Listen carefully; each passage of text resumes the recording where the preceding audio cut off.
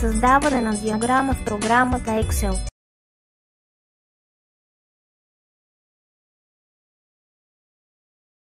Стартиране на презентация. Кликнете на Старт бутона в долния ляв ъгъл на работната лента. Кликвайки на стартовия бутон се отваря стартова лента, от която селектирайте Application или всички програми. В категорията Всички програми селектирайте Microsoft Office.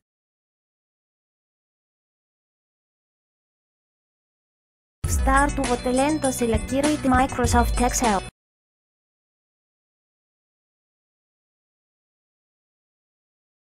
На работната площ се стартира прозореца на програмата Microsoft Excel.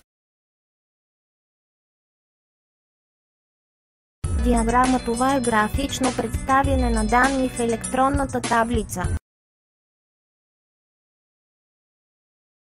Линейна диаграма. Селектирайте категорията Insert. От категорията Диаграми и изберете линейни. Линейните диаграми биват 2D и 3D.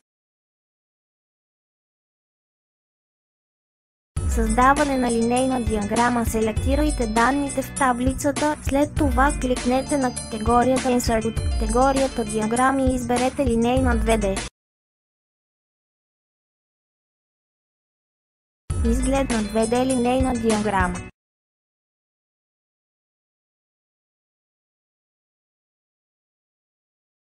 Диаграми тип колона. Кликнете на категорията Insert. В категорията Диаграми и изберете колонен тип. Колонните диаграми биват 2D, 3D, цилиндрична, конусовидна и пирамидална. Създаване на диаграма колонна 2D. Селектирайте данните в таблицата, кликнете на категорията Insert. В опцията Диаграми селектирайте колонна диаграма и изберете 2D. Изглед на колонна диаграма тип 2D.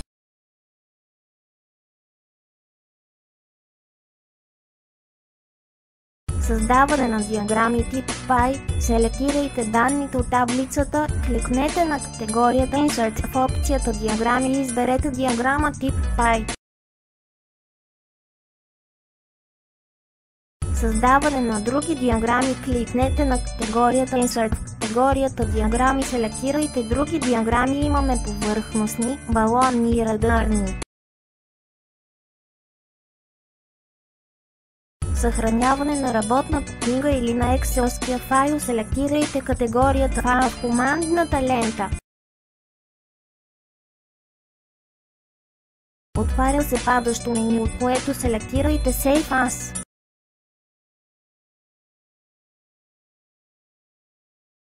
Отваря се прозореца Save As. Избираме директория, където да се съхрани файла. Задаваме име на таблицата и натискаме бутона Save.